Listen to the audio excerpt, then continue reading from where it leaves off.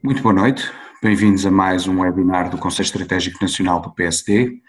Hoje o tema é o Orçamento de Estado para 2021 e a situação económica em geral.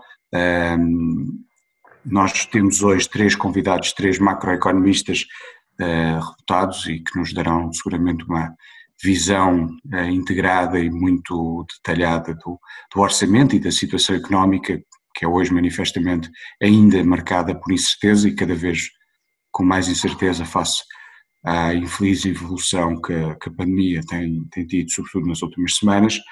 E os nossos convidados hoje são o Miguel Lebre de Freitas, que é doutorado em Economia pela London University e é professor na Universidade de Aveiro e também professor convidado na nova SBE e que faz sobretudo investigação nas áreas da macroeconomia e do crescimento económico.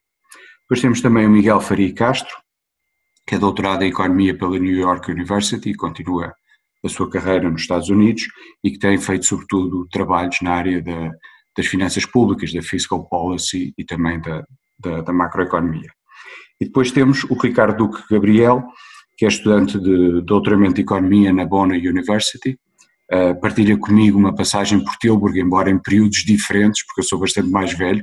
O Ricardo fez o seu mestrado em Economia em Tilburg, eu fiz o meu doutoramento em Finanças lá, obviamente eu uns largos anos antes do Ricardo, porque infelizmente já não sou jovem como o Ricardo, e o Ricardo tem-se feito sobretudo estudos na área da macroeconomia, da política monetária e da política fiscal. Eu irei dar a palavra primeiro ao Miguel Lebre de Freitas, depois ao Miguel Faria Castro e depois ao Ricardo Duque Gabriel. Pedi a cada um que fizesse uma primeira intervenção geral sobre o Orçamento do Estado e sobre a situação económica durante cerca de 15 minutos. Findo essa primeira ronda, teremos depois uma entrada em debate. Convido todos aqueles que nos estão a assistir no Facebook para irem colocando questões na página do PSD e eu, na medida do possível, procurarei depois no debate trazer essas questões para os nossos oradores. Mais uma vez, muito obrigado aos três por terem aceito o convite e passaria a palavra ao Miguel Lebre de Freitas. Muito obrigado. Em primeiro lugar, cabe-me agradecer ao professor Joaquim Miranda Sarmento e à organização o facto de me ter convidado para participar neste debate, que eu aceitei de bom grado. E também aproveito para declarar a minha independência relativamente a qualquer partido político. Portanto, a intervenção que eu faço circunscreve-se à minha opinião. Portanto, com muito agrado eu peço desculpa interromper, Miguel, eu esqueci-me de dizer isso. Um dos três convidados tem qualquer ligação ao PSD, ao Conselho Estratégico Nacional, e só vos podemos agradecer por estarem hoje aqui como vozes independentes e credíveis que são, mas também dizer que obviamente são muito bem-vindos quer ao Conselho Estratégico Nacional, quer ao PSD no futuro, mas que hoje, à data de hoje, não tem qualquer ligação nenhum dos três oradores e agradeço-vos mais uma vez. Nem é a primeira vez que eu participo num debate do IPSD. Por outro lado, cumprimento também o Miguel e o Ricardo.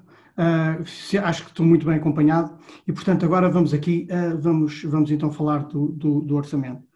Antes de o fazer, deixem-me só esclarecer aqui um bocadinho a limitação da minha análise. Na minha perspectiva, eu tipicamente sou muito economista, no sentido em que a minha apreciação restringe-se à qualidade das medidas, independentemente do processo político que as legitima.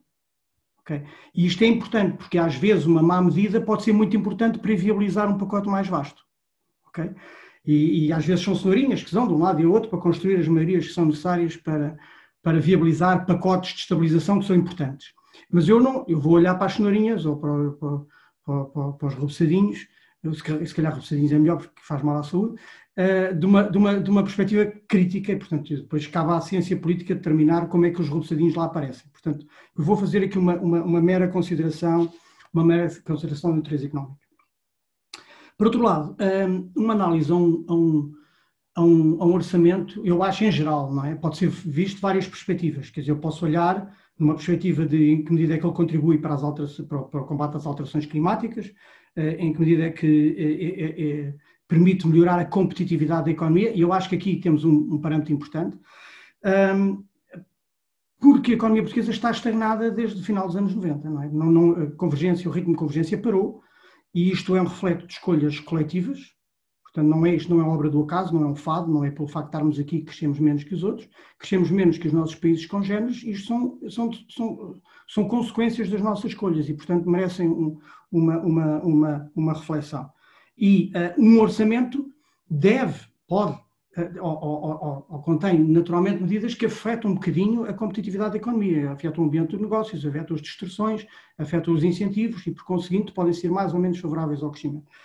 Mas, de facto, no contexto em que nós nos encontramos, na crise, no contexto de crise, há dois parâmetros aqui que são fundamentais, que é a questão estrutural, a longo prazo, que é Portugal tem também uma debilidade orçamental crónica, isto desde há muitos anos, e, portanto, os portugueses exigem mais do Estado do que aquilo que estão dispostos a pagar pelos serviços do Estado. E isto coloca-nos sempre um problema de crise de dívida, portanto há uma inconsistência entre o nível de endividamento ou aquilo que exigimos do Estado e depois a estabilidade monetária, o regime em que decidimos estar de inflação baixa. E, portanto, eu nessa perspectiva eu vou avaliar, portanto eu vou avaliar até que medida que o orçamento é um orçamento prudente. Prudente num contexto e agora a conjuntura, que é um contexto de crise, isto não é um business cycle, é uma crise. Portanto, temos aqui uma perspectiva longa, não podemos perder a sustentabilidade da dívida, mas estamos limitados no nosso espaço fiscal porque queremos responder a uma crise e temos pouca margem de manobra. Essa é a grande dificuldade deste exercício. Este não é uma crise normal, não é uma crise, uma mera recessão da procura. Há muita discussão sobre isso. Isto é uma crise onde a procura cai por motivos muito próprios. E, portanto, exige naturalmente uma resposta orçamental, com certeza, mas não seja pela questão da equidade e da redistribuição do rendimento que é necessário, apoiar aqueles que são afetados pela crise, mas é uma crise que não se resolve com mera obra pública, porque a razão pela qual as pessoas não compram determinados bens é uma questão de prudência, de aversão ao risco e uma questão de contágio. E, portanto, exige alguma criatividade na resposta orçamental. Mas, independentemente disso, exige espaço orçamental. E Portugal tem pouco. Isto, por analogia, o que aconteceu? Em 2008, tínhamos pouco espaço orçamental. Como saímos do procedimento de déficit excessivo nessa altura, ficámos convencidos que tínhamos espaço orçamental, fizemos uma política expansionista, criámos majorações para os subsídios de desemprego, tiveram que se fazer layoffs, mas quer dizer, há medidas que têm que ser feitas, não é? Há outras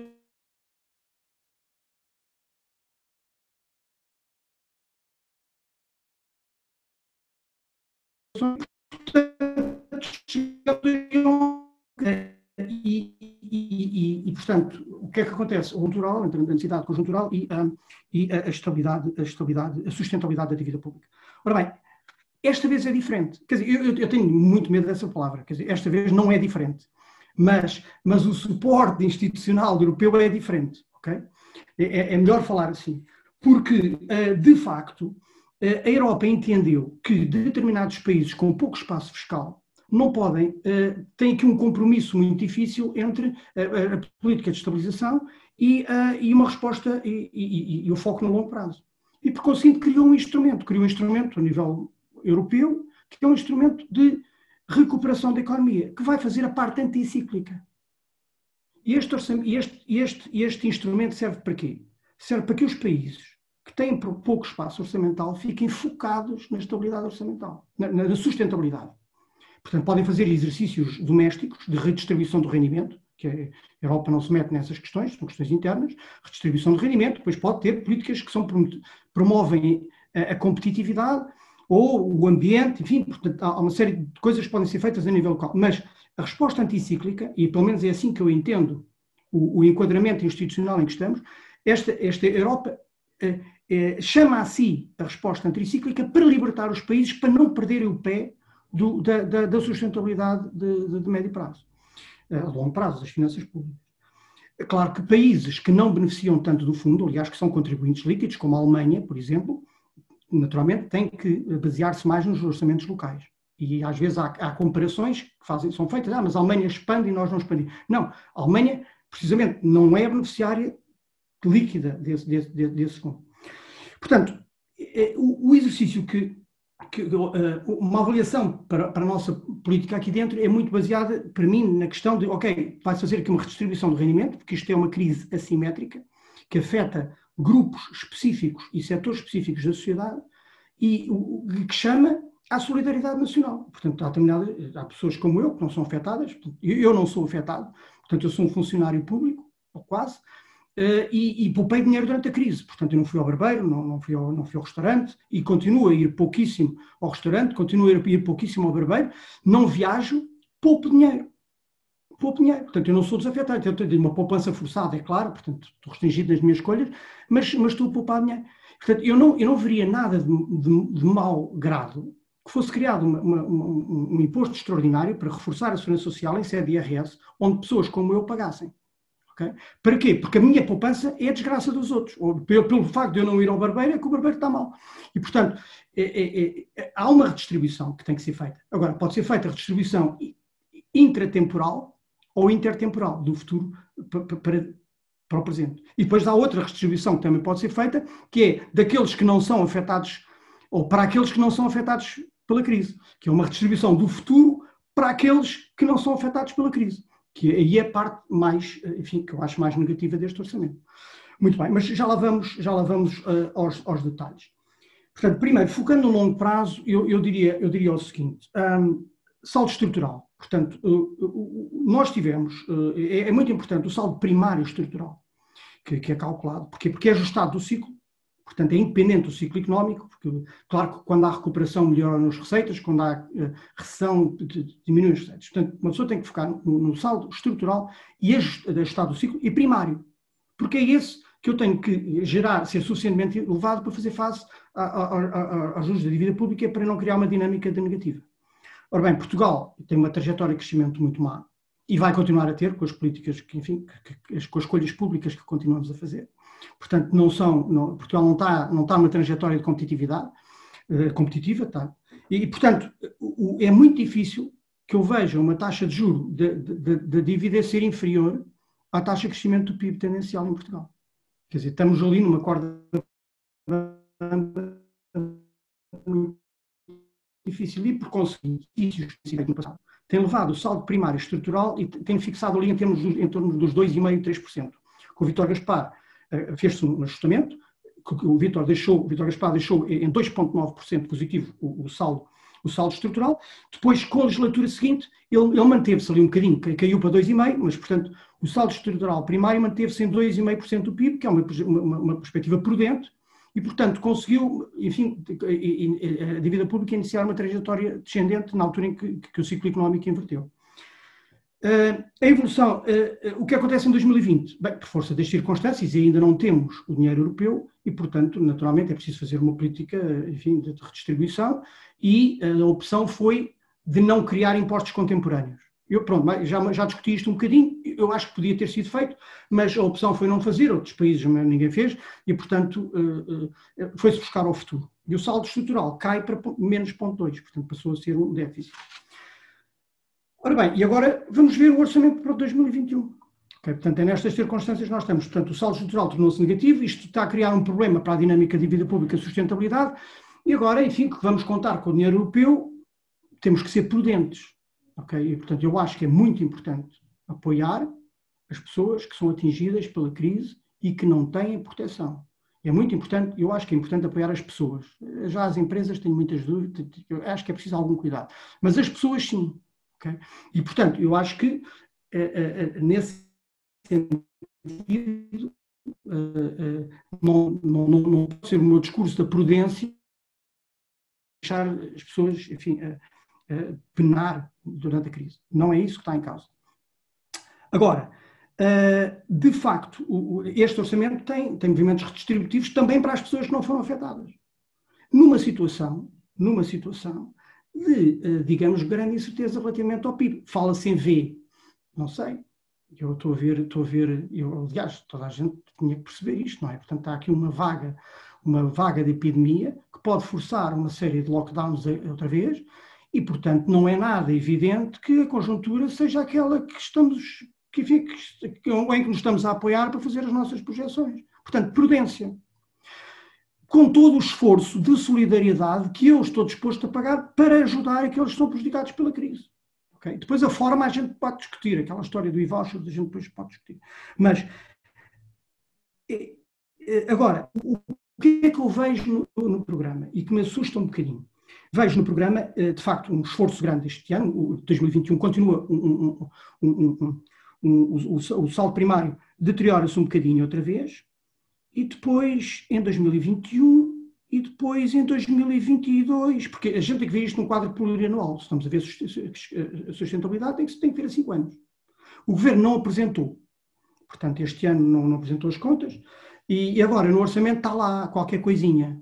Mas o que está lá, qualquer coisinha, a mim surpreende-me um pouco, porque o saldo primário estrutural aparece em menos 0,2 em 2021 e mais 2,8 em 2022. Ou seja, eu 2021 não é 2025, é 2022. Okay? Ou seja, de um ano para o outro tenho um ajustamento estrutural, portanto, sem medidas extraordinárias, sem nada, só discricionário de 3% do PIB. 3% do PIB são 6 mil milhões de euros, são 4 TAPs, 4 apoios à TAP. 6 mil milhões de euros, o Governo nunca vai ter consenso político neste Parlamento para conseguir fazer esse programa de ajustamento. Nem eu acredito que seja essa a intenção. Okay? Aquele número está lá. Okay? Está lá um ajustamento de 3 mil milhões. Eu sou, está bem, mas esse número ninguém acredita. Estamos a discutir o orçamento de 2021, não estamos a discutir o orçamento de 2022. Está bem? Mas como esse número está lá, ele é muito importante para a sustentabilidade da dívida. Porque a sustentabilidade da dívida vai passar de 130% este ano para 126% no próximo, em 2022, e depois diminui para 100% do PIB em 10 anos. Ótimo. Como? Com uma austeridade de 3 mil milhões, 6,3 mil milhões em 2022, que não vai acontecer. Bem, eu acho que o exercício é importante, aquele exercício da dívida é importante porque mostra que a austeridade tem que estar em algum lado. Ou seja, a ideia de que é possível estabilizar a dívida sem ter, depois sobretudo ter posicionado o orçamento onde ele está. Portanto, voltar a uma lógica de estabilidade de dívida sem impulso orçamental contracionista não pode acontecer. Portanto, isso é bom que esteja lá para uma questão do exercício. Mas, e agora, esse número podia ser um bocadinho credível. Porque das duas uma, ou a trajetória da dívida não é credível, ou eu vou ter um pacote de austeridade de 3 mil milhões, de 6,3 mil milhões, só para ser uma ideia, o grande aumento de impostos do Vítor Gaspar deu 0,3. Portanto, para recuar, para ter uma coisa de 3,4 de ajustamento de saldo primário, eu preciso ir ao 2012, quando se suspenderam os 13º e os 14º meses. Não vai acontecer. Okay? Pronto. Portanto, o exercício para em 2021. 2022 é um buraco negro. É um buraco negro. E isso não me deixa confortável. Porque acho que, bem ou mal, devíamos ter projeções a 5 anos.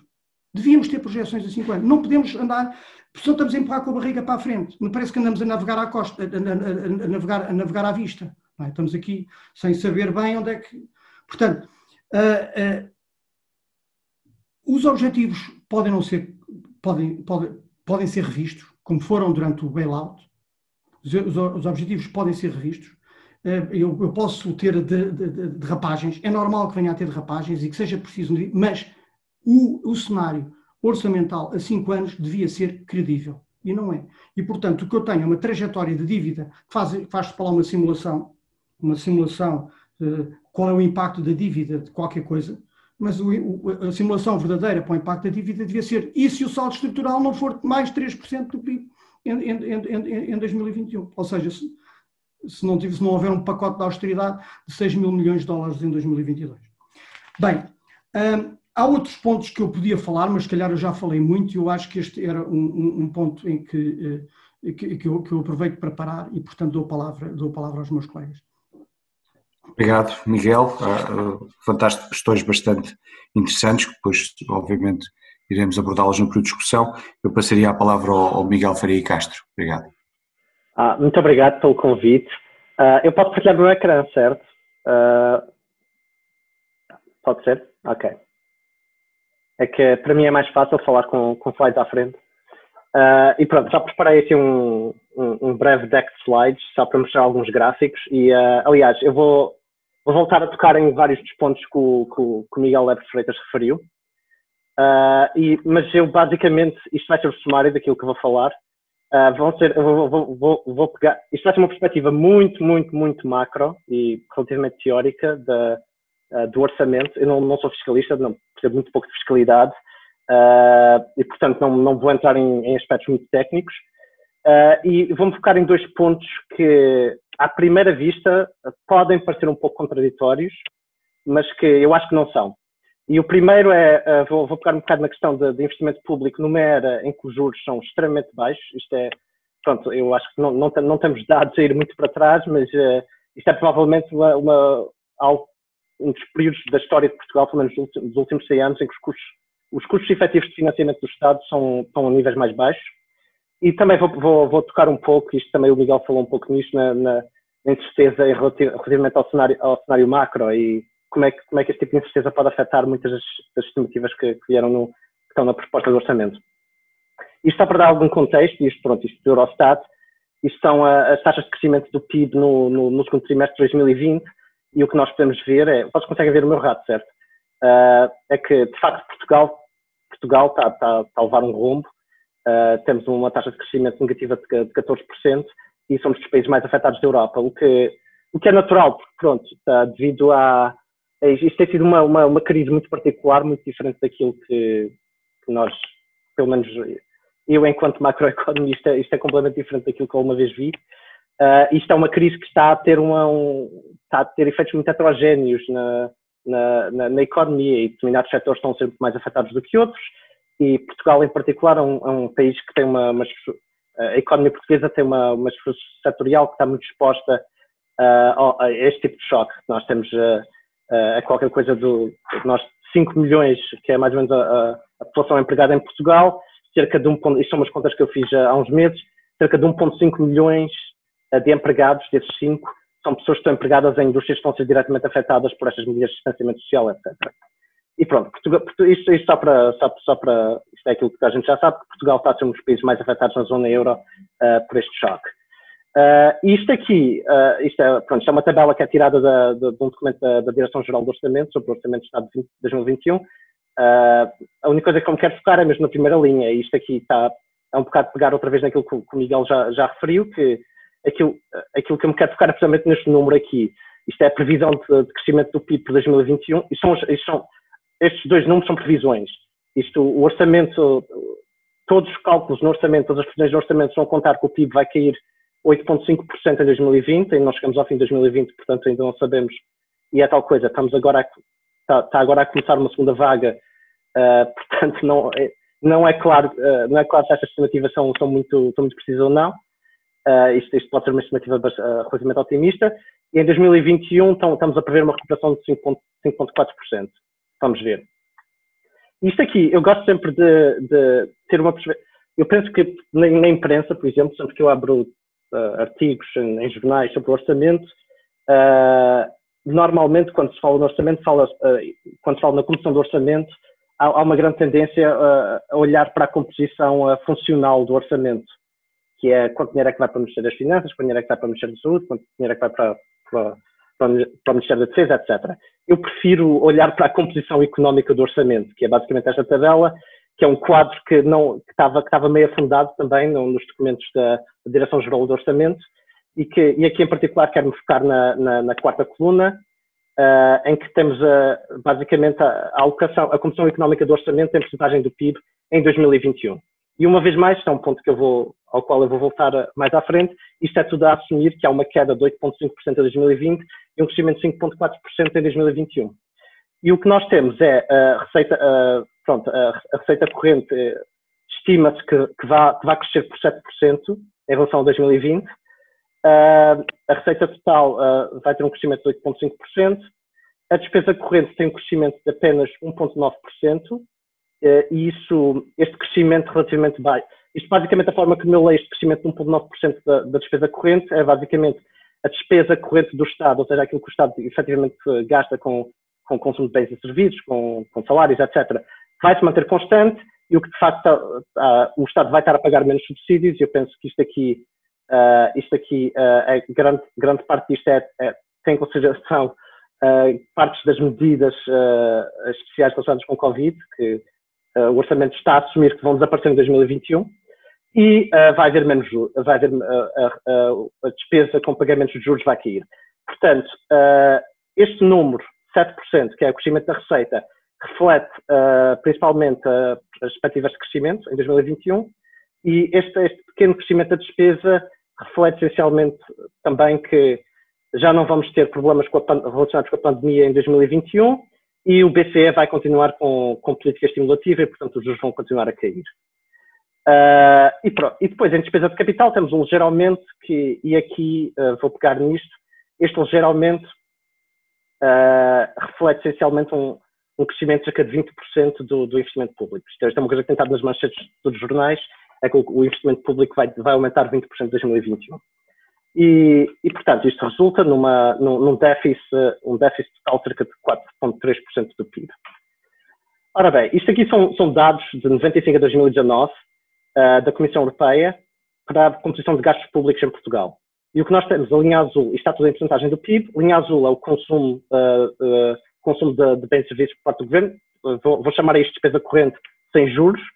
A linha vermelha é o investimento público, a linha verde são os juros pagos pelo Estado.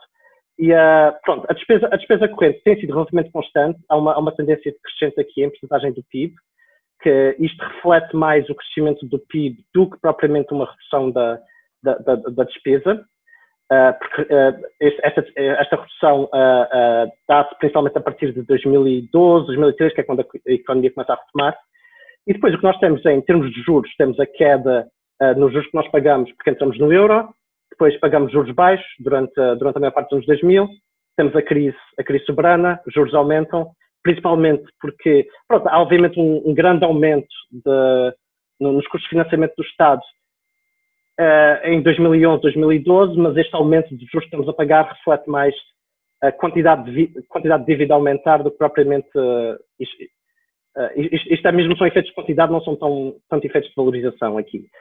E temos, finalmente, a taxa de os juros que efetivamente pagamos a cair, muito devido à estabilização destes custos de financiamento do Estado. E isto é basicamente o Banco Central Europeu comprando a dívida. E aquilo que nós vemos é que, de facto, o investimento público colapsa depois da crise soberana e não recupera. E, portanto, o investimento público, nesta altura, em 2019, está abaixo dos 2% do PIB. Este ano vai ser um bocadinho maior.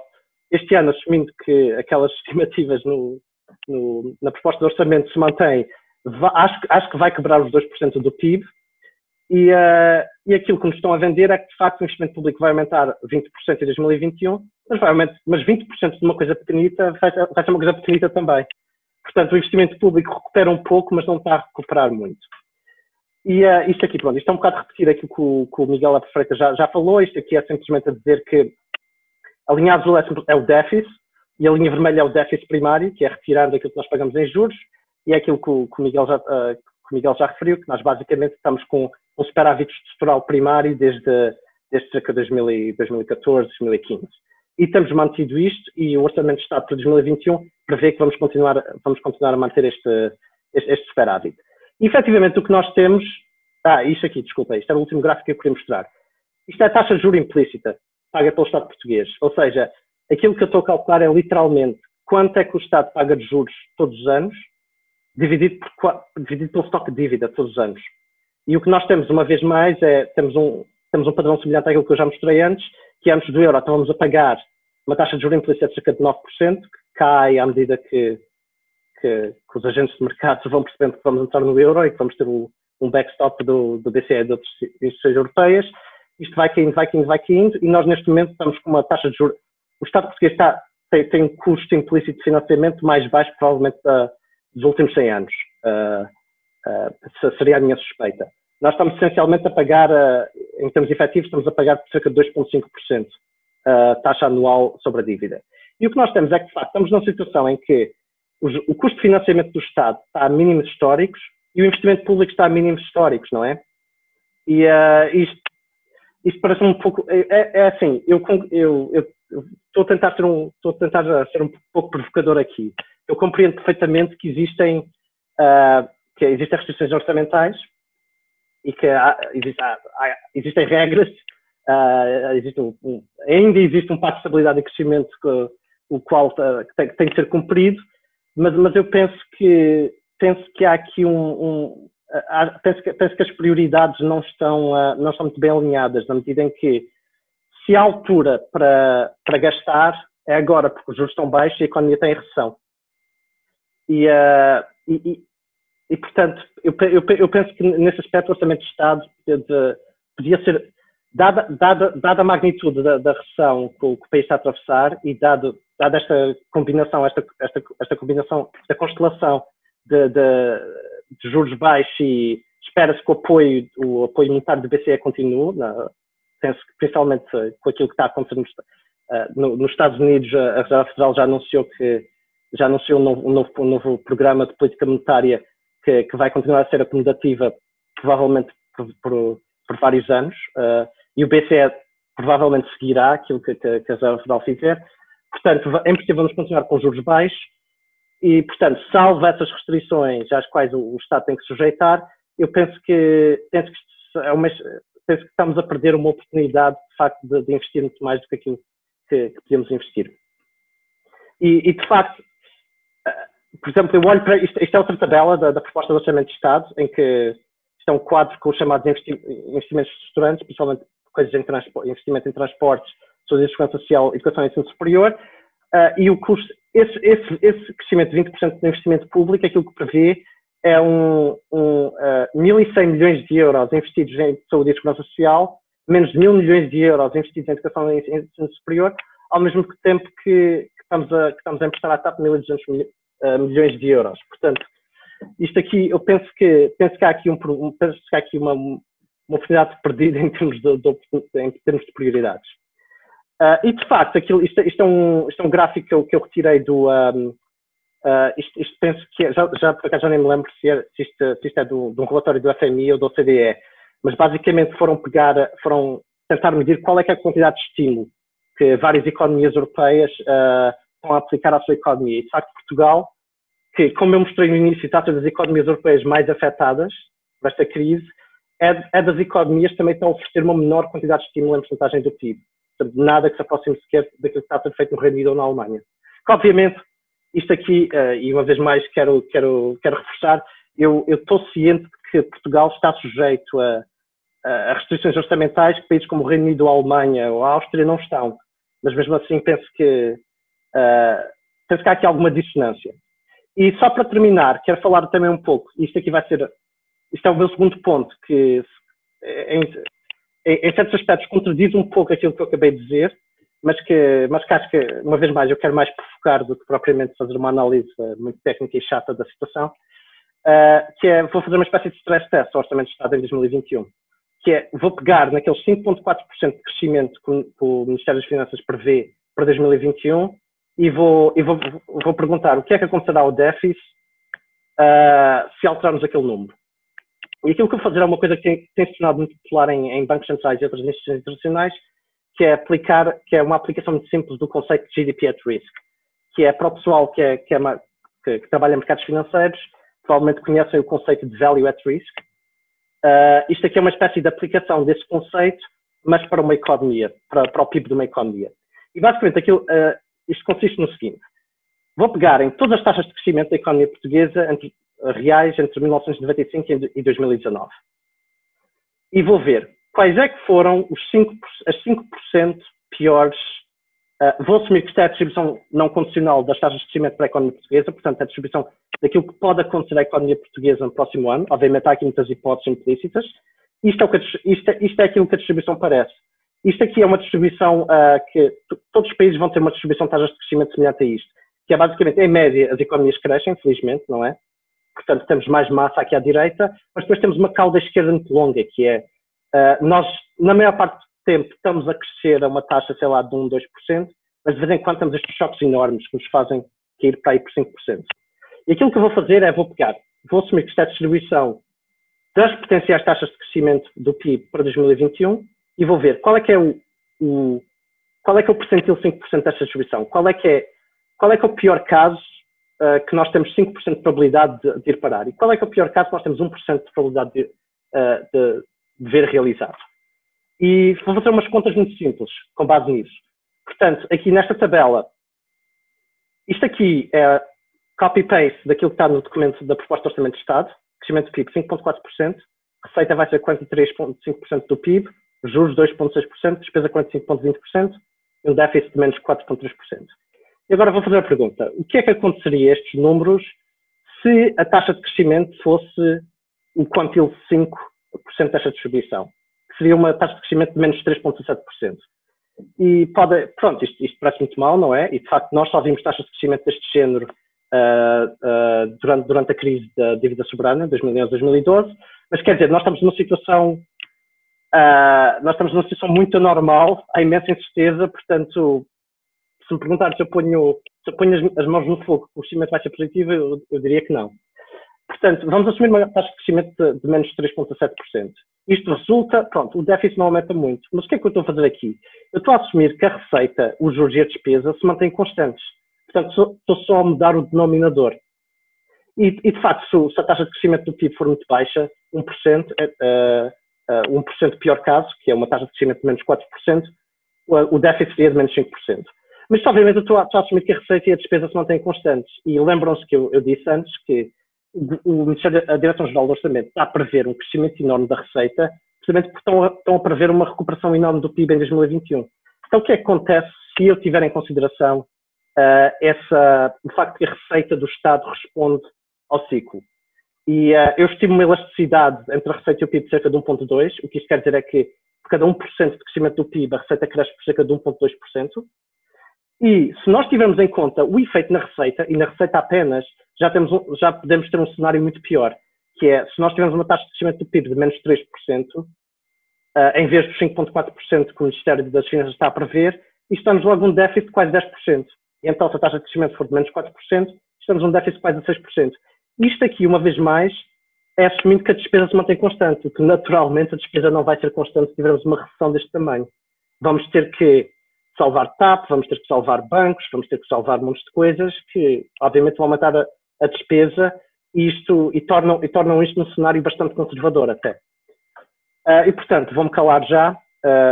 Os dois pontos que eu quero referir apenas é que isto é um orçamento que acho que, na minha opinião pessoal, considera investimento público muito baixo numa altura em que os juros são extremamente baixos e devido que nós vejamos uma taxa de juros implícita tão baixa como aquela que estamos a ver neste momento e numa altura em que o país está a atravessar uma recessão horrível e uma recessão e isto está relacionado com aquilo que o Miguel disse, com efeitos heterogéneos horríveis, que há muita gente que está a sofrer muito com isto e outras pessoas que não estão a sofrer muito. E é provável que esta recessão se prolongue em 2021, dependendo das dinâmicas da própria pandemia.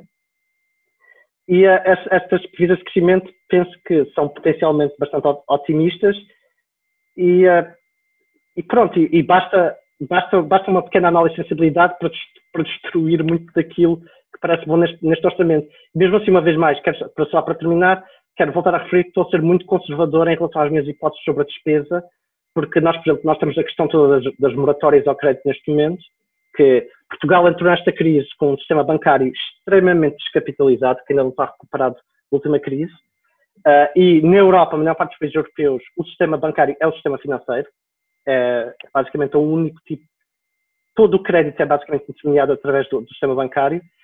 Nós sem um sistema, sem um mercado financeiro que funcione propriamente, não conseguimos alocar capital propriamente, portanto, o investimento privado provavelmente não vai a lado nenhum. E estamos a entrar nesta crise com o sistema bancário extremamente fragilizado. A questão das moratórias pode eventualmente piorar a situação e podemos ter que vir a pagar por muito. O Estado provavelmente terá de ser chamado a pagar por muito disto, que aumentará a despesa, que é uma coisa que eu não considerei nas tabelas anteriores. E pronto, era tudo isso que eu queria dizer. Obrigado, Miguel. Também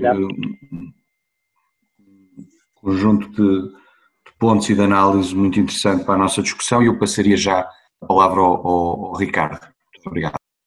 Okay. Obrigado, Will. Antes de mais, deixe-me agradecer o convite e dizer que é complicado acrescentar muito mais valor àquilo que já foi discutido, porque ambas as análises foram muito boas. e achei particularmente interessante esta agora análise de sensibilidade ao cenário em W, não é? Portanto, se esta segunda vaga vem com mais força daquilo que nós estamos à espera e daquilo que o Governo prevê no Orçamento de Estado, talvez as coisas sejam mais complicadas. E eu, para fechar este tópico de análise das projeções económicas, queria só chamar a atenção que não foi falado, que é o da taxa de desemprego, que eu achei até uma projeção um pouco interessante, porque, portanto, eles dizem-nos que em 2020 vamos terminar o ano com a taxa de desemprego a rondar os 8,7% e que em 2021, graças ao miraculoso crescimento económico que vamos ter em 2021, vamos ter uma taxa de desemprego parecida, semelhante a rondar os 8,2%. O que difere muito com as previsões que nós temos, tanto do Conselho de Finanças Públicas, como do FMI, como do OCDE, que apontam para um cenário entre 10% a 14%, que é muito mais realista. Mas eu tentei perceber então o que é que está por trás deste número, porque muitas vezes só se fala de taxa de desemprego e pode ser um bocadinho enganador. E uma coisa que eu gosto sempre de consultar, além da taxa de desemprego, é também o número absoluto de desempregados do país.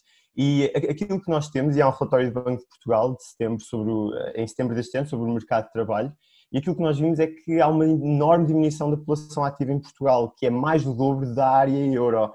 E se é temporário ou permanente, não consigo ter essas conclusões. Mas isto é fulcral para explicar o porquê desta baixa taxa de desemprego. Não é que não exista desemprego, pelo contrário.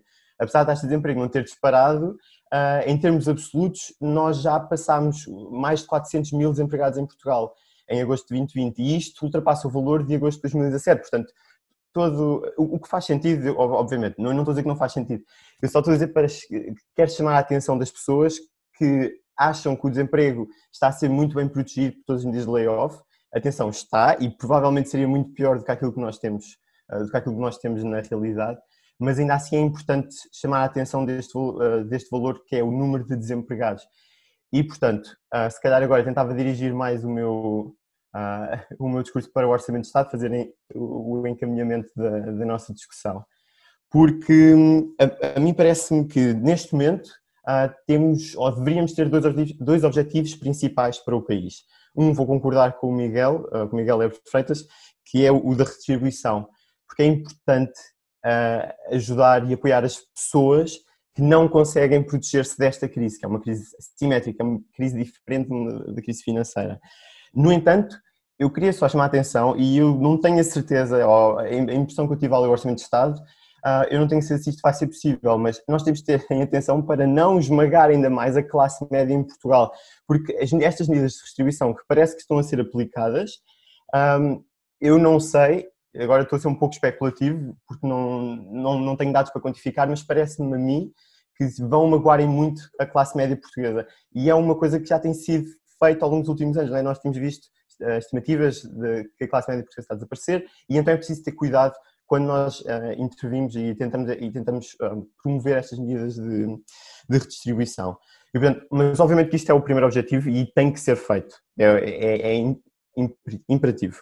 Agora o segundo, eu se calhar propunha, não sei se os meus colegas do painel concordam, mas é claramente pensar um pouco no longo prazo e aumentar a competitividade da indústria em Portugal.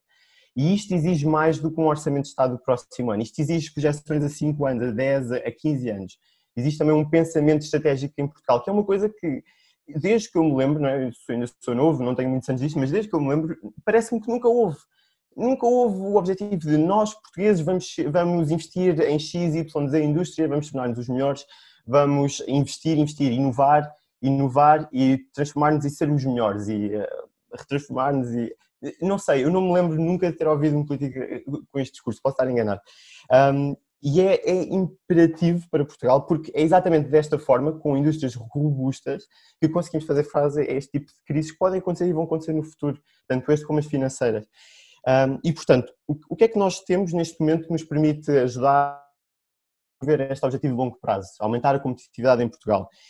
Vamos receber estes fundos europeus, não é? Que o Miguel explicou e eu concordo que vai ser o substituto da nossa resposta anticíclica, entre aspas, não é? Vai libertar as nações-Estado que precisam do fardo e vai então libertá-los para estas medidas mais redistributivas. Temos também o Plano de Recuperação e Resiliência, que eu já tive a oportunidade de ler por alto mas não consigo perceber até que ponto é que é uma coisa nova. Talvez estou à espera de ver se há mais medidas concretas, ou se calhar agora com estas novas reuniões com a União Europeia pode ser que exista alguma coisa mais concreta. Pronto. E finalmente o Orçamento de Estado 2021, porque efetivamente é a ferramenta que nós temos neste momento para então começar o primeiro passo. E então aquilo que eu acho que faz falta neste Orçamento de Estado é um pouco esta noção de estratégia e de rumo, onde é que o país vai, porquê. E então eu tentava, de forma provocadora, tentar perguntar como é que nós vamos repensar o papel de setores importantes na economia portuguesa, de forma a consigam reagir melhor a esta crise e a crises futuras, não é? Portanto, nós temos que repensar o papel do turismo. Será que vamos voltar a uma época em que já não existe este vírus de Covid? Será que não vão existir outros? O que é que nós podemos fazer para melhorar o turismo em Portugal, para o tornar mais resiliente? Ou, se calhar, pondo a questão do outro lado, será que demos demasiada importância ao setor do turismo nos últimos anos? Depois, outro setor principal é a indústria, agora aqui no geral, a indústria produtora. Porquê? Onde é que está a aposta no digital e nas medidas sustentáveis? Onde é que está a aposta na transformação, na inovação? Será que é o plano de recuperação e resiliência que vai abordar isto? Será que vai ser com sucesso? É que aquilo que parece que temos no Orçamento de Estado é apoio a crédito. E aquilo que parece que existe sempre em Portugal é apoio a crédito, crédito e mais crédito e mais crédito. Por isso é que nós temos uma dívida privada, ou seja, por exemplo, a dívida pública em máximos históricos, né, 130%, obviamente por outras razões, mas também por isso, e a dívida privada também muito, muito, muito, muito elevada. Eu agora não tenho o número, mas acho que é 230 ou 250, será? Do PIB. E, portanto, é importante pensar como é que nós podemos ajudar a empresas e indústrias de outra forma, sem ser conceder crédito, porque isto vai servir no curto prazo, nunca vai servir no longo prazo. E outro setor importante que eu acho que não se dá atenção suficiente, só se dá atenção quando há incêndios, que é da floresta. Como é que nós temos dois recursos que são importantes em Portugal, né, que é da floresta e mar, e eles não são melhor explorados? Porquê o falta de aposta? Será que não há inovação? Será que não há pessoas, empreendedores inteligentes o suficiente que promovam e tenham projetos para valorizar o interior do país, para valorizar a floresta, para valorizar o mar? Não sei. E se calhar também falava então da função pública, porque, eu percebo que não podem aumentar os salários médios, questões, porque é limitado, o espaço orçamental não é muito. Percebo que querem aumentar o salário mínimo porque precisam também de agradar aos parceiros da governação, mas é importante começar a repensar a função pública, não é? É importante começar a repensar e torná-la mais atrativa. Não só para as pessoas que já lá trabalham e que já estão há 20 anos sem promoções, mas também para os jovens talentos não saírem de Portugal. E aquelas pessoas, como eu, e há muita gente da minha geração, que gostava de, talvez eu me visse trabalhar na função pública e para o Estado, etc. Mas quais é que são as perspectivas de carreira? Quanto tempo é que eu vou estar até ter uma promoção, até ter mais autonomia no meu trabalho, até ter um melhor salário? Será que isso existe? E depois olhamos para exemplos e não é assim tão fácil verificar, não é? E se calhar para terminar, e antes de falarmos das medidas do Orçamento de Estado, também chamava só a atenção para o gráfico que o Miguel Ferreira Castro mostrou, que eu adoro, que é o investimento em Portugal caiu desde 2010. O investimento feito pelo governo, e parece que ninguém sabe. E quando dizem que este aumento de 20% no investimento, na despesa orçamentada, vai realmente salvar mundos e fundos. E, para mim, o principal problema em Portugal não me parece que esteja nos orçamentos de Estados, que estão cheios de boas intenções e muitos investimentos orçamentados. O problema real, para mim, está na aplicação dos investimentos, que, historicamente, em Portugal, tem sido bastante má. E eu não sei, o que é que falta? Será que é o Estado que precisa de monitorizar melhor? Será que são os portugueses que não são bons o suficiente para implementar projetos que tragam retornos ao país e para eles mesmos? Não sei. Mas que seria importante, se calhar, debatermos e tentarmos perceber como é que nós podemos ajudar e isso é um bocadinho, provocar um bocadinho, sair do nosso papel de economistas do dia-a-dia e tentar perceber como é que conseguimos pôr o país a andar para a frente, entre aspas. Era interessante.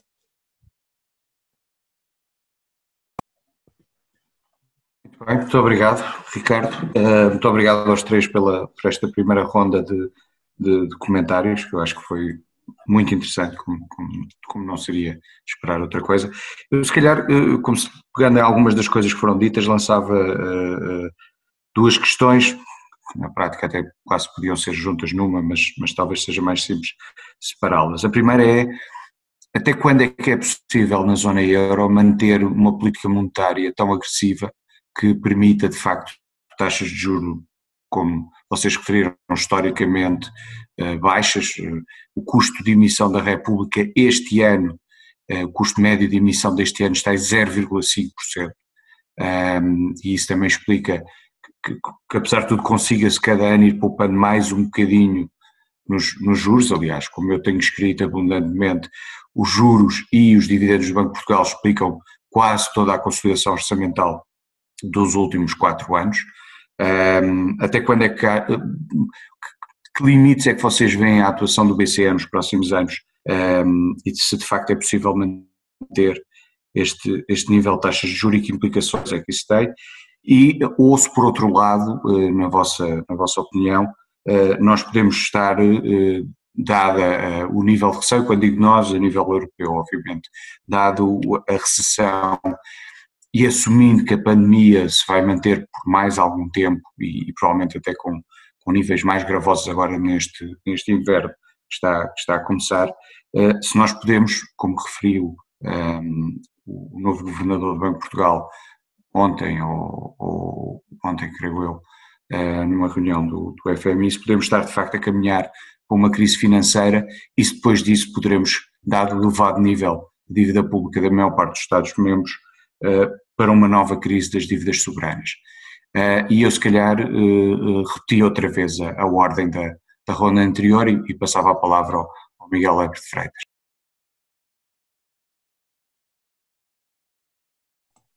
Microfone, ok. Obrigado. Vou fazer então um comentário ao BCE. Eu acho que a questão do BCE faz lembrar aquele jogo das cadeirinhas romanas, em que há 10 pessoas a cantar, a dançar à volta de uma das cadeirinhas e depois há 8 cadeiras.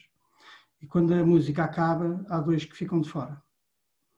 E, portanto, neste momento a música está a cantar para todos. E está a cantar para todos porquê? Porque estamos numa recessão internacional, estamos numa recessão mundial e, portanto, o BCE compra por uma questão de estabilidade monetária e por uma questão de objetivo para a inflação. O Banco Central tem uma missão e a missão é a estabilidade de preços. E é no âmbito dessa estabilidade de preços que o Banco Central, não conseguindo intervir no mercado monetário, intervém no mercado da dívida pública. Ora bem, eu não sei daqui a quanto tempo é que vamos chegar à ponta do W, ou do V, da raiz quadrada, mas há de haver uma altura, portanto, this time is no different, ok? Neste momento a música está a tocar, mas o tempo não é diferente e vai haver uma altura em que se vai achar que por uma questão de política monetária não é importante para o BCE continuar a comprar títulos.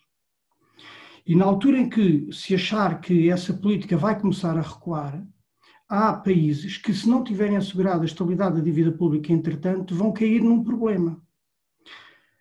Não vão ter uma crise de dívida, okay? Porque o mundo mudou.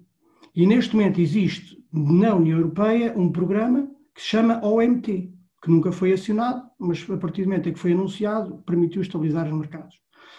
O OMT basicamente permite ao Banco Central continuar a intervir nos mercados de dívida desde que os países façam programas de ajustamento. Portanto, é um programa condicional e tem a supervisão, ou tem a parceria do FMI. Portanto, se quando a música acabar, Portugal estiver a dançar e não conseguir encontrar uma cadeirinha, se esta dívida pública não tiver parada, não tiver minimamente assegurada a estabilidade da dívida, vamos ter um problema político. Não é só Portugal, pode ser também a Itália, portanto o problema político pode ser mais grave, mas eu vejo na perspectiva do meu país. O problema político é até que ponto é que nós vamos conseguir ter, digamos, as pessoas preparadas para fazer um ajustamento, depois de tudo o que se disse, ok? Portanto, por isso é que eu digo que é preciso prudência. Nós estamos a contaminar um bocadinho a opinião pública na ideia de que this time is different e é tão different que agora o dinheiro não custa nada. Até podemos aumentar, criar aqui uns prémios para os funcionários públicos, até podemos aqui, já agora baixa-se o IVA, quer dizer, é evidente que o IVA da eletricidade eu não tinha baixado imediatamente. Aqui é preciso dinheiro para aquelas pessoas, não há IVA de eletricidade. Portanto, mas não, cria-se aqui a ideia de que agora pode ser, o dinheiro é fácil, mas não vai ser sempre, porque this time is not different. E é só a questão de tempo, quando. Portanto, isto respondendo à questão. E nessa altura a coisa vai ficar feia. Deixa-me só dar aqui 2 ou 3 notinhas, porque eu, enfim, na primeira parte não falei sobre as medidas específicas e agora falo, mas respondo, também queria fazer um comentário ao Ricardo. Ricardo, pensamento estratégico, não. Quer dizer, eu estou nos antípodas, respeito as opiniões naturalmente, mas esta questão de me perguntarem às pessoas, eu estive no Ministério da Economia, uma altura em que eu estava lá, como diretor na direção do Gabinete de Estudos, e portanto se alguém tivesse que dizer às pessoas onde é que elas deviam existir, era eu. Não fazia a mínima ideia, se eu soubesse, não estava ali, estava a ganhar dinheiro na rua e não dizia a ninguém. Portanto, não há estratégias top-down. O que há é ambiente de negócios, favorável ao empreendedorismo. E o que nós em Portugal fazemos é estar continuamente a restringir as escolhas das pessoas, castigar as grandes empresas, dizer que não se pode ter lucro, dizer que agora as grandes empresas não podem despedir. Não é? Numa altura em que eu preciso de destruição criativa, não é? Estou-me a preparar para um cenário de 2 anos em que é preciso fazer ajustamentos muito sérios para as empresas sobreviverem, e agora as empresas grandes do país não podem despedir se receberem apoio do Estado, a não ser que seja a TAP. Não é? Pronto. E, portanto, ou seja, eu tenho uma política toda ela de distorções, que este pode, aquele não pode, aquele não pode, agora era assim, agora já é diferente. E isto é que faz o país não crescer. O país está estagnado, porque estamos presos nesta tradição que nós temos, corporativa, que vem do tempo da ditadura, de estarmos todos com os nossos grupinhos a pedir favores ao poder político. E nestas coisinhas, nestas guerrinhas, nós não conseguimos gerar uma economia suficientemente competitiva e estamos sempre a abafar a iniciativa. Portanto, à mon avis, deixem os empresários escolher as indústrias, deixem as pessoas ter mobilidade, apoiem as pessoas na mobilidade, e não vamos dizer às pessoas que é para investir na indústria ou é para investir, como uma vez se disse, investam no Brasil e depois as empresas portuguesas foram perder imenso dinheiro no Brasil. Não pode ser. Portanto, o pensamento estratégico é top-down. É um visionário lá em cima dizer que tem alguém que agora tem... Essa pessoa não sabe mais que o conjunto de milhões, milhares de empresários que vão às feiras, estudam os negócios, estudam o seu produto, estudam os têxteis ao detalhe. Não é um indivíduo lá no centro, em Lisboa, que vai dizer se ele deve investir em têxteis ou em telemóvel. E cada um tem o seu conhecimento. Portanto, e precisamente esta questão do top-down torna perigosa o investimento público. Portanto, quando o investimento público vem conjugado com dinheiro vindo de fora, cria-se aqui uma combinação para distorções e mau investimento. Portanto, o problema do Miguel Faria Castro, porque é que não se investe? Há muito investimento que se fez no passado, que se conseguiu, dinheiro que se consegue gastar, mas cujo retorno, pelo menos do ponto de vista social, daquilo que nós vemos do ponto de vista da convergência do país, não tem sido extraordinário. E, portanto, eu diria que é preciso muita cautela na forma como pensamos. Agora, não tenho dúvidas nenhumas, se o investimento público for para reforçar a linha de Sintra ou a linha de Cascais, ou outras, portanto, infraestruturas que existem, que estão a precisar de obras, aí sim, agora inventar coisas novas com custos de manutenção elevados que nos vão comprometer com mais custos de manutenção no futuro, tenho muitas dúvidas relativamente a isso. Agora, deixa-me só 4 apontamentos muito rápidos sobre as medidas de política. Primeiro, e-voucher. O voucher, ou o IVA voucher. Pronto. É assim, como eu digo, é importante apoiar aqueles que são sacrificados pela crise e, naturalmente, os restaurantes, não só os restaurantes, mas também o barbeiro, que não sei se está abrangido ou não, mas são sacrificados. Porquê? Porque a procura se retrai por motivos de contágio, aversão ao risco. O problema não se resolve, ou pelo menos não é bom que se resolva, incentivando a procura. Porque isto fica esquizofrénico. Como é que eu posso estar ao mesmo tempo a dizer às pessoas para não ir aos restaurantes e depois estou a baixar o IVA para as pessoas irem aos restaurantes? Quer dizer, ou é Ou não é bom ir aos restaurantes porque há uma pandemia, ou é bom ir aos restaurantes e baixa-se. Quer dizer, se não houvesse pandemia, as pessoas iam aos restaurantes. Portanto, o problema não está no poder de compra das pessoas. O problema está na sensação de segurança que as pessoas têm nos restaurantes. Então, onde é que a política devia estar? Promover o takeaway, garantir um selo de qualidade aprovado pela DGS com os procedimentos, portanto, criar perante o público a noção de que ir ao restaurante, àquele restaurante é seguro. E aí sim pode haver uns dinheiros para apoiar. E quando não se consegue, subsídio de desemprego e que distribuição criativa vão para o outro lado. Agora, apoiar as pessoas. Mas o estímulo à procura, quando a procura não quer ir para a aversão ao risco, eu não compenso a aversão ao risco com dinheiro. Portanto, parece-me uma boa intenção, mas uma má medida. Segunda questão. Função pública, isto é só uma notazinha. Viu lá uma passagenzinha que diz que agora a regra já não é por cada 2 que saem,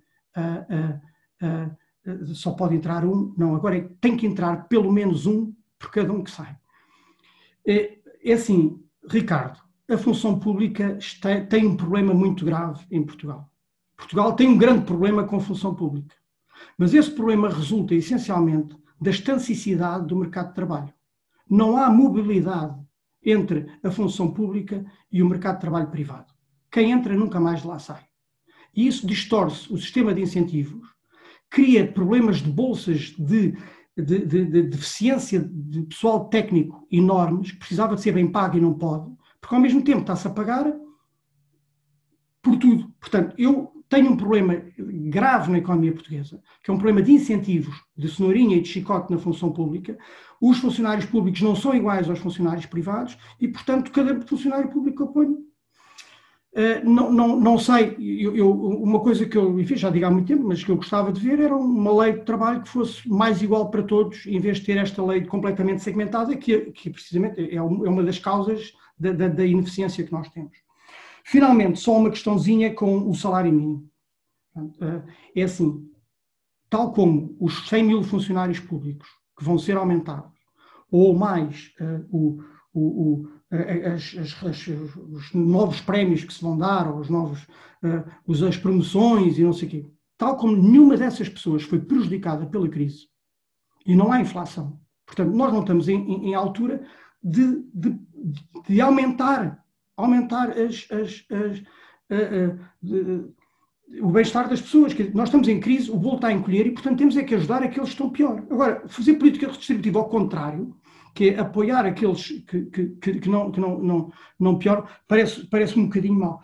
E realmente, o salário mínimo, muito ou pouco, é o que é, e aumentar, nesta altura, o salário mínimo não é aumentar a procura.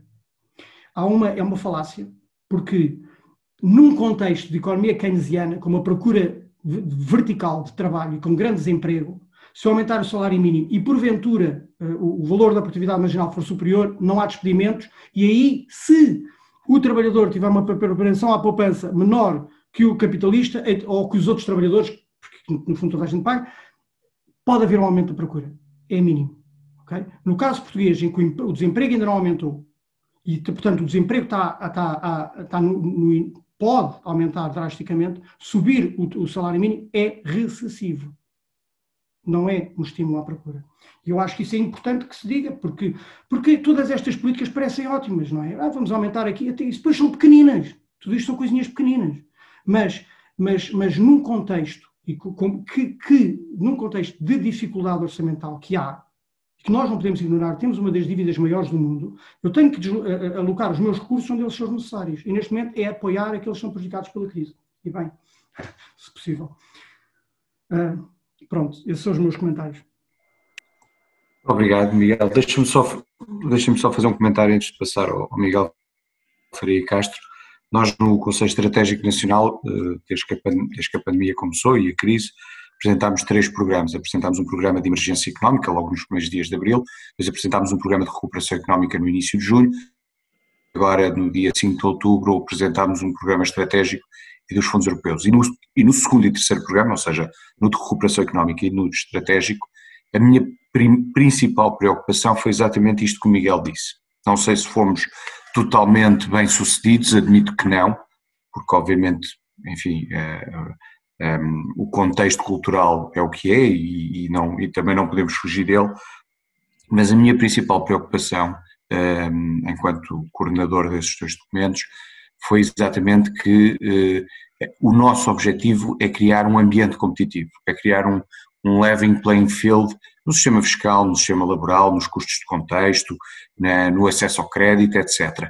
E não definir clusters, porque de facto eu concordo, quer dizer, eu quando vejo planos estratégicos que definem clusters com dinheiro que não é de quem fez o plano estratégico, fico logo assustado, porque se o dinheiro fosse dele, ou dessa pessoa, ou dessas pessoas que estão a dizer o cluster A, ou cluster B, ou cluster C, se o dinheiro fosse deles, eu tenho a impressão que não apostariam em tantos clusters. O único cluster que eu admiti no documento foi o dos recursos endógenos, porque obviamente se temos floresta e mar, como dizia o Ricardo, temos que maximizar a utilização desses recursos endógenos. Tudo o resto tem que ser os empresários nas suas decisões microeconómicas a tomar a decisão se vão produzir o produto A, o B ou o C e se vão para o mercado X, Y ou Z, quer dizer, ao país compete-lhe apenas, ao país do ponto de vista das políticas públicas, compete-lhe apenas criar este ambiente competitivo naquilo que depois, e isso é,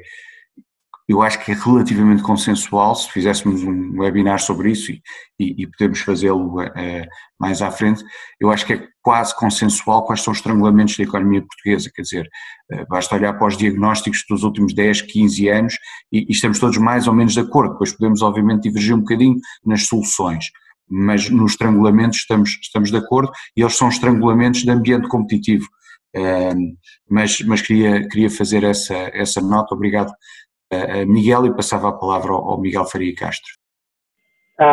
Sim, antes de começar, queria só dizer que concordo com praticamente tudo aquilo que o Miguel Abreu Freitas disse, que eu acho que em Portugal, desculpa lá, Ricardo, estar a bater um bocado mais, há demasiada política industrial, mesmo sem se chamar política industrial, e penso que devemos deixar as empresas e as pessoas fazer o que quiserem, e assim é que o país há de crescer. Acho que, de facto, o Estado tem estado constantemente a tentar criar essas grandes estratégias que acabam por só introduzir distorções, que depois acabam por favorecer determinados grupos, mas depois dá cabo de tecido produtivo noutras áreas.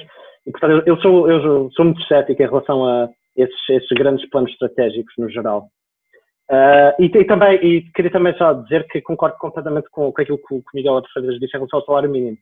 Que eu sou normalmente, quem me seguir no Twitter saberá, eu sou muito de esquerda no que toca ao salário mínimo nos Estados Unidos, principalmente, porque de facto acho que neste momento há muita evidência empírica de que o trade-off entre salário mínimo e emprego não é assim tão elevado como se pensava se calhar há uns anos, principalmente aqui nos Estados Unidos, mas concordo completamente com aquilo que o Miguel disse, que isto é uma altura muito estranha para se mexer no salário mínimo, devido a exatamente tudo aquilo que disse, que para começar nós temos um mercado, em Portugal temos esse problema, que já se escrevem livros sobre isto há décadas, que temos um mercado de trabalho a duas velocidades, em que temos basicamente quase um mercado de trabalho formal e um mercado de trabalho precário, e aumentos de salário mínimo só irão contribuir para aumentar as desigualdades entre estes dois mercados, e de facto um destes mercados está a sofrer muito mais com a atual situação do que o outro, e o aumento do salário mínimo só iria contribuir para beneficiar os incumbentes nesta situação. E ainda por cima, como o Miguel estava a dizer, o desemprego ainda não aumentou muito, mas a minha estimativa pontual é que o desemprego irá aumentar bastante em Portugal nos próximos meses. E aumentar o salário mínimo numa situação destas, em que, uma vez mais, como o Miguel disse, em que nem sequer haveria o benefício de aumento de procura keynesiano, que normalmente seriam uns efeitos positivos do salário mínimo, não vamos ter numa situação em que as pessoas não saem para ir ao cinema ou ao restaurante, não é? Mas em relação às duas questões que o Joaquim colocou no início, a política monetária do BCE, muito, muito rapidamente, eu confesso que se me tivessem perguntado antes da pandemia, antes de março de 2020, a minha resposta teria sido muito semelhante à do Miguel Abreu Freitas. Eu hoje em dia acho porque de facto nós anteriormente estávamos numa situação em que Portugal é um país com uma dívida pública elevadíssima e de facto um ajustamento das finanças públicas já era necessário, porque a economia europeia estava lentamente a recuperar da crise da dívida soberana e havia perspectiva do Banco Central Europeu seguir outros bancos centrais e começar a retirar estímulo.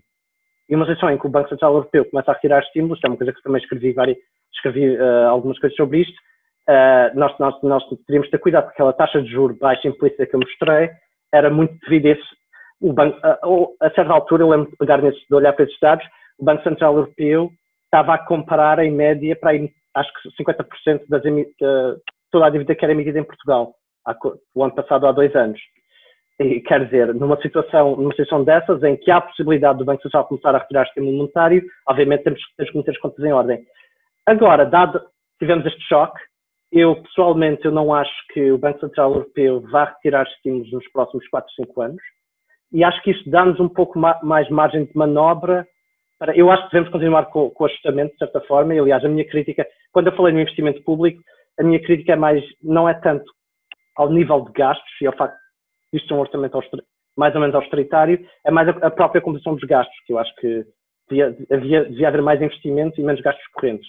E também, uma vez mais, para compatibilizar esta questão do investimento público e da política industrial, eu acho que o investimento, uma vez mais concordo com o Miguel, o investimento público deve ser em fatores que complementam a função de produção dos privados, infraestruturas, e de facto não em pirâmides faraónicas, em coisas que nós não sabemos qual é que será o retorno. Acho que devemos investir de facto em coisas que potenciem a nossa capacidade produtiva do setor privado. E de facto, em relação a podermos chegar a uma crise, podemos estar a caminho de uma crise financeira, eu acho que é bastante possível que estejamos a caminho de uma crise financeira. E pronto, eu pensei em falar um pouco mais nisso, mas depois pensei, bem, estou-me a desviar demasiado na minha introdução original, mas depois pensei, estou-me a desviar demasiado do tópico principal, que é o Orçamento de Estado. Mas eu acho que a forma como a questão da... Pronto, eu referi um pouco, nós temos um setor bancário extremamente descapitalizado, e isto é verdade não apenas de Portugal, mas da Europa inteira. Em 2 de manhã estava a olhar para medidas de capitalização do mercado do setor bancário nos Estados Unidos e do setor bancário da Europa, e aquilo que nós vemos é uma evolução completamente paralela até 2010, ou seja, estavam a andar mais ou menos ao mesmo nível, colapsam com a crise financeira, obviamente, mas depois o setor bancário americano, que em termos relativos é muito menos importante para a economia americana do que o setor bancário na Europa, é para a economia europeia, recupera muito mais rapidamente, e nós temos em praticamente todos os países da Europa, incluindo países onde as coisas estão a correr mais ou menos bem, como a Alemanha, o setor bancário é completamente anémico. E eu penso que isto estamos lentamente... E aliás, penso que isto é uma das principais razões pelas quais o BCE tem sido tão relutante em retirar os estímulos que injetou que criou durante a crise soberana. E pronto, eu vou-me calar. Obrigado. Passar a palavra ao Ricardo. Muito bem, muito obrigado, Miguel. Eu aí, na parte do BCE não retirar estímulos, concordo contigo relativamente à banca. Acho que o efeito Itália também é bastante relevante. Aliás, quando olho para o programa de recuperação europeia, a preocupação com a Itália é central do ponto de vista da manutenção do euro. Ricardo. Relativamente à atuação do BCE, acho que concordo um pouco com o Miguel Ferreira Castilho agora com o que estavam a dizer, porque não me parece que neste momento eles se atreveriam a retirar os estímulos que têm feito ao longo dos últimos tempos. Mas sinceramente não tenho uma opinião muito fundamentada sobre o tema, portanto confesso que a minha opinião é um bocadinho deficitária nesse sentido, mas a minha perspectiva é que os estímulos monetários do BCE continuem a acontecer. Se calhar só respondendo primeiro ao investimento público, portanto assumo aqui a bandeira da derrota, não tem problema, e da próxima vez vou tentar ser mais cuidadoso quando peço investimentos públicos e digo que temos que apostar na indústria. Portanto, a partir de agora acho que vou começar a dizer que quando digo que devíamos apostar na indústria, digo que devíamos apoiar os empreendedores, digo que devíamos apoiar as empresas privadas, ou pelo menos dar mais condições para que elas possam então crescer. Portanto, acho que de outra forma era isso que eu deveria ter dito no primeiro lugar, porque concordo perfeitamente, mobilidade número 1, portanto, o investimento em infraestruturas, na área da saúde, na área da educação, na mobilidade, ou pelo menos parece-me a mim que são os 4 principais pontos que o Estado onde o Estado deve investir e deve intervir, tentar resolver algumas externalidades que possam existir, dado que é ele que é o provider do public good. Agora, relativamente à medida do e-voucher, porque eu achei bastante piada esta medida, e se calhar não concordo totalmente com aquilo que o Miguel disse, simplesmente porque eu acho que o IVA deveria ser, ou poderia ser reduzido temporariamente. Agora, esta medida em específico, primeiro, vamos a ela, parece-me a mim que vai beneficiar muito mais a classe média e alta, não é? Porque quem é que costuma frequentar hotéis ou quem é que costuma frequentar restaurantes, principalmente?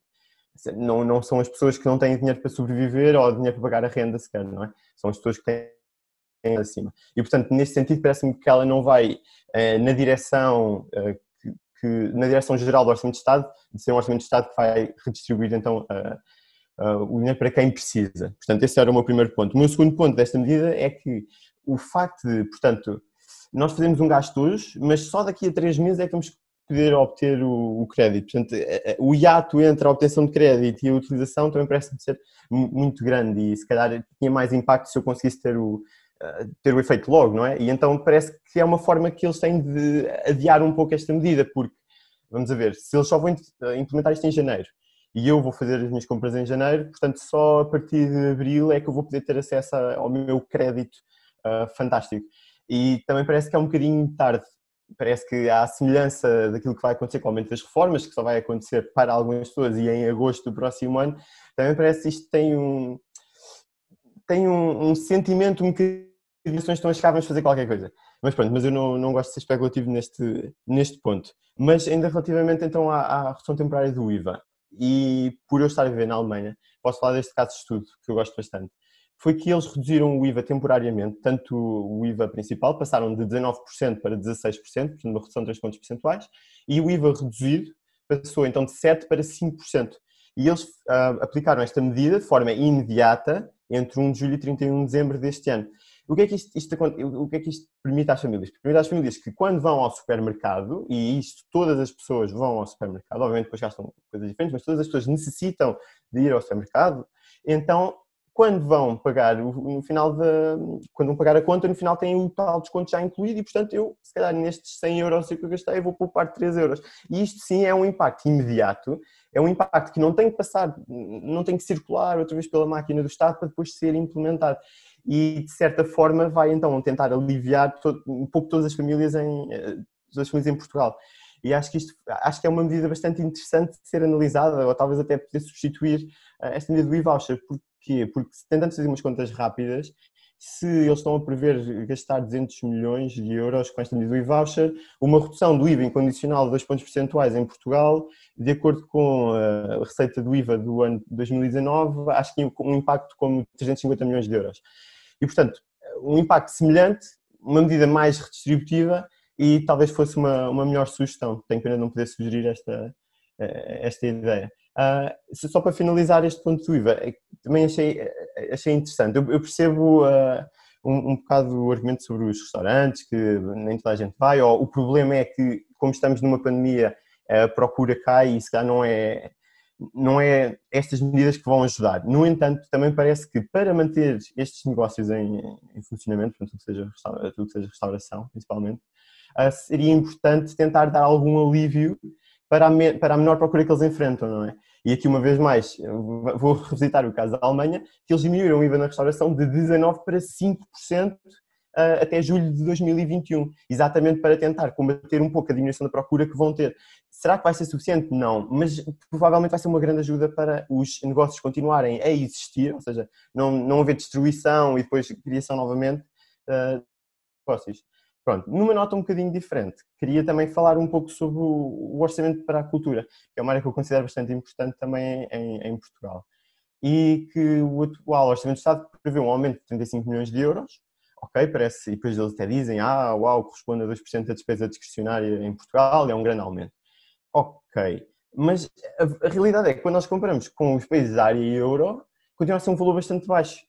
A média da União Europeia era 1%, relativamente a toda a despesa, era 1%, enquanto Portugal, em 2018, tinha apenas 0,6% da despesa do governo alocada à cultura. Portanto, continua a parecer um bocadinho menos. E se calhar, se nós queremos fazer é transmitir as mensagens que estamos a apoiar e, pessoalmente, como a cultura foi uma das principais,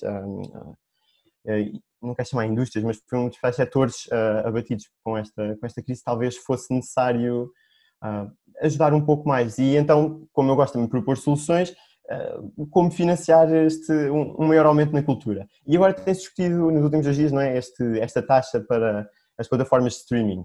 Taxa extremamente... Pronto, e isto já se tinha falado antes, certo? Já se tinha falado há 1 ano ou 2, se não estou em erro. E havia sempre o trade-off entre ou fazíamos um investimento, ou as plataformas de streaming estavam obrigadas a investir diretamente na produção, na produção de filmes, de audiovisuais, etc., em Portugal, ou então impunhamos uma taxa nas receitas ou nos lucros que eles tivessem.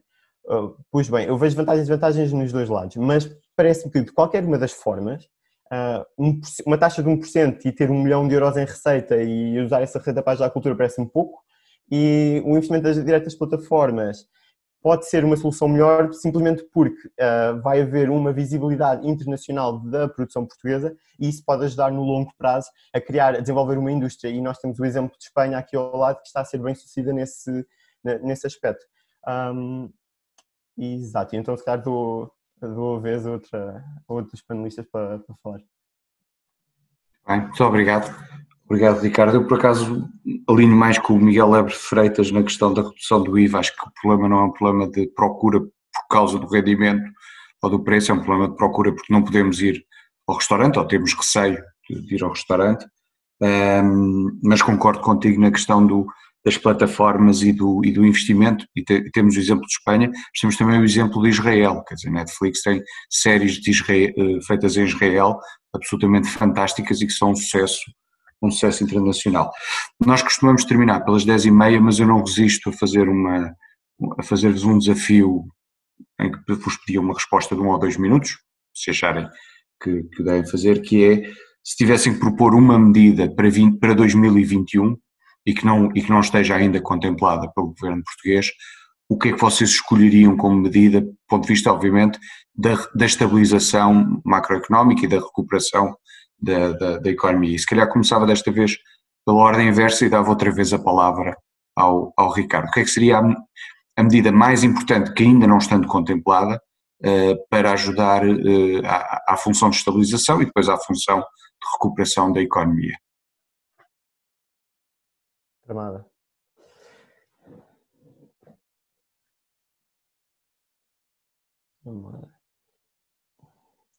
Eu gosto muito da minha medida do IVA e eu não quero insistir nela porque eu não acho que a solução seja combater a diminuição da procura, é mesmo ajudar os empregos a manterem-se, é mesmo ajudar as empresas a continuarem a existir.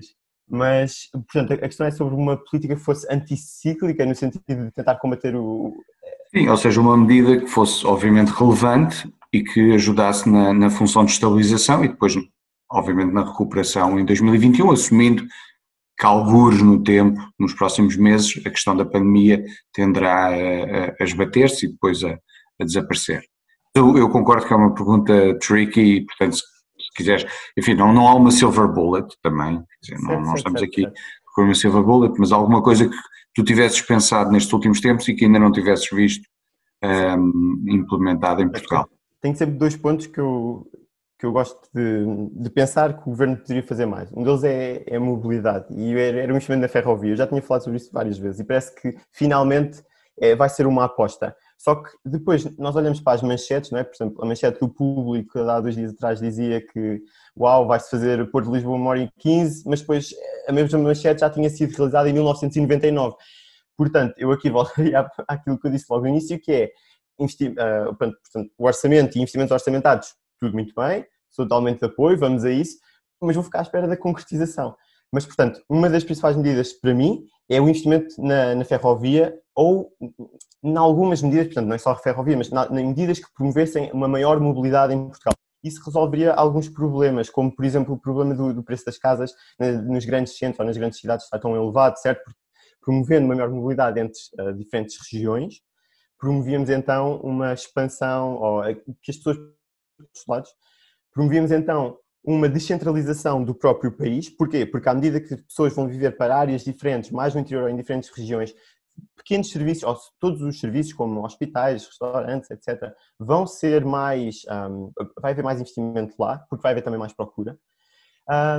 E isto era o número 1. O número 2 seria também na área da saúde. Eu gostava que a carreira dos médicos, ou pelo menos dos médicos, fossem mais valorizados daqui para a frente. E nós estamos a ver um grande burnout dos médicos, e não só os médicos, todas as pessoas que trabalham na área da saúde. Um grande burnout, pessoas a trabalhar imensas horas. E eu não percebo, porque nós produzimos, não produzimos, mas nós educamos tantos médicos, tantos enfermeiros, tantas pessoas que trabalham na área da saúde, porque é que nós não conseguimos dar-lhes melhores condições de trabalho?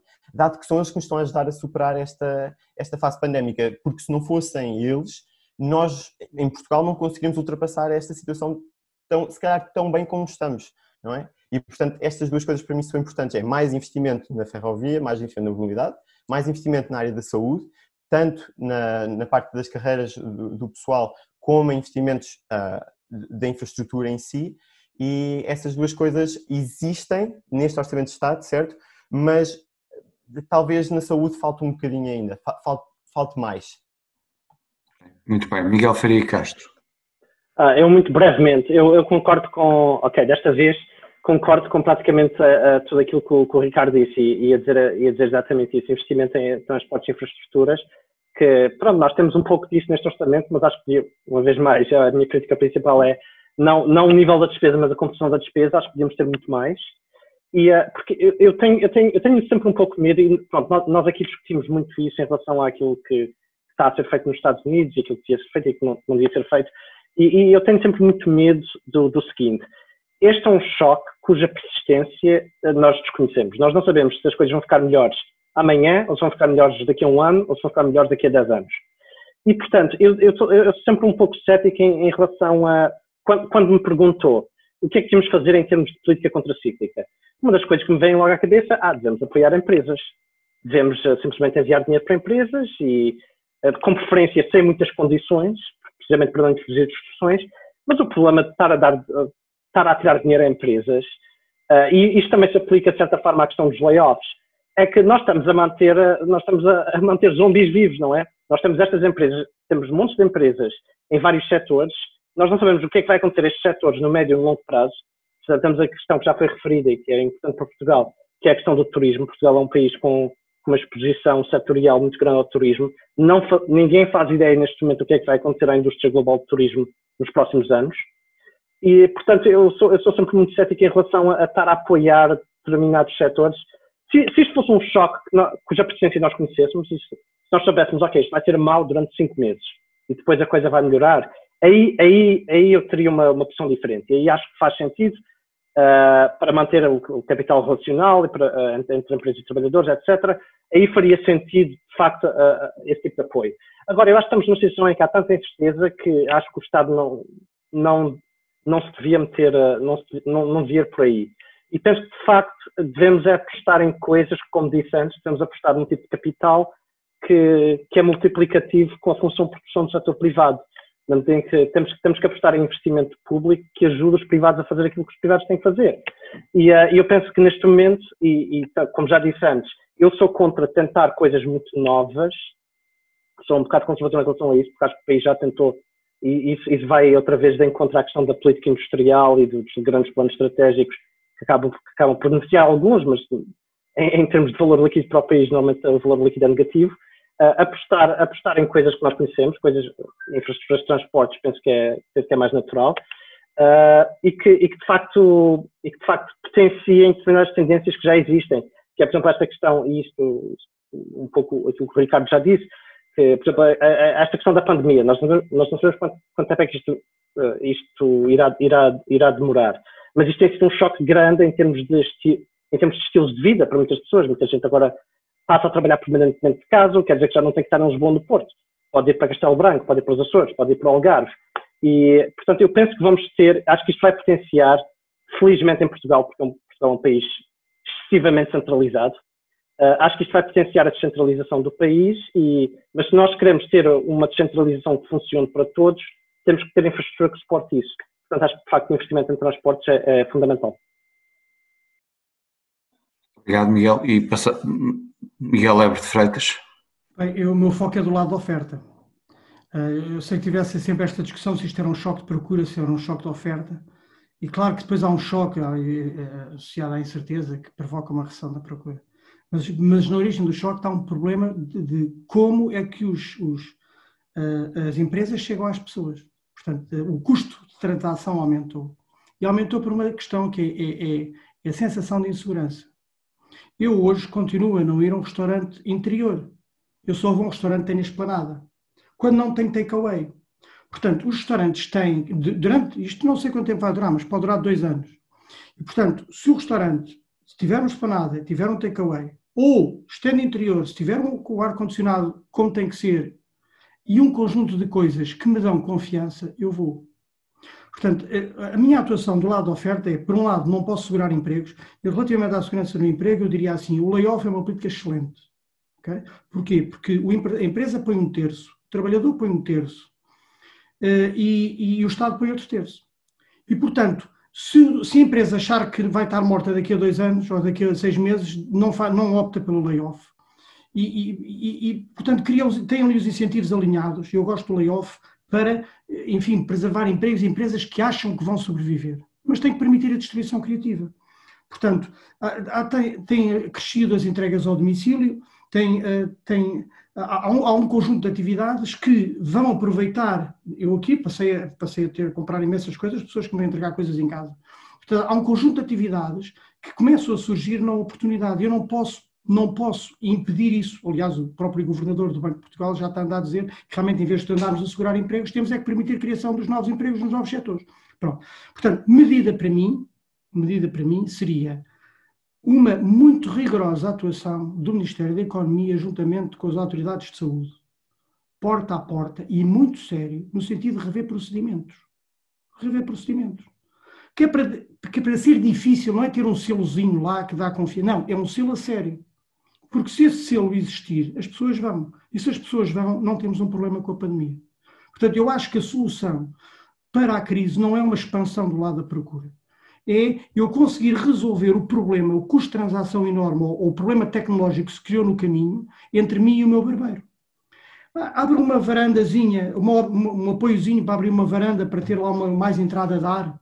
É uma obra que pode ter um subsídio. Excelente. Prefiro isso do que estar empatar dinheiro numa grande infraestrutura cujo benefício não sei qual é, a não ser o benefício da obra para muita gente. Ficava por aqui. Obrigado, Miguel. Eu, como prometi que acabávamos às 10h30, enfim, como economista, enfim, tínhamos aqui um intervalo de confiança, portanto acho que o cumprimos, são 10h37. Eu devo dizer que sou daqueles que acha que ainda vamos, infelizmente, viver alguns meses de crise aguda do ponto de vista da pandemia, e depois sou daqueles que acha que vamos viver alguns anos com a sombra da pandemia em cima de nós. E, portanto, não esperamos nós não com este nível agudo, obviamente, mas com uma certa sombra, e, portanto, a pandemia vai moldar alguns dos nossos comportamentos e algumas das nossas decisões, seguramente por alguns anos. Agradeço-vos imenso, acho que foi um debate e um webinar extremamente rico. Não esperaria outra coisa, 3 economistas de excelência como são vocês os 3. Agradeço-vos mais uma vez. Quando se quiserem juntar ao Conselho Estratégico Nacional ou ao PSD, são muito bem-vindos, mas espero contar convosco em eventos futuros para discutir temas económicos. E mais uma vez, muito obrigado aos 3 e obrigado a todos os que nos seguiram em direto na página do Facebook do PSD.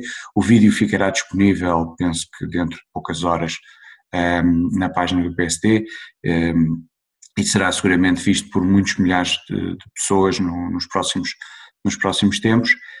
E mais uma vez, muito obrigado e uma boa noite. Eu vou pedir agora aos serviços do PSD que interrompam a transmissão em direto no Facebook e nós podemos ficar mais uns minutos. Muito obrigado e boa noite.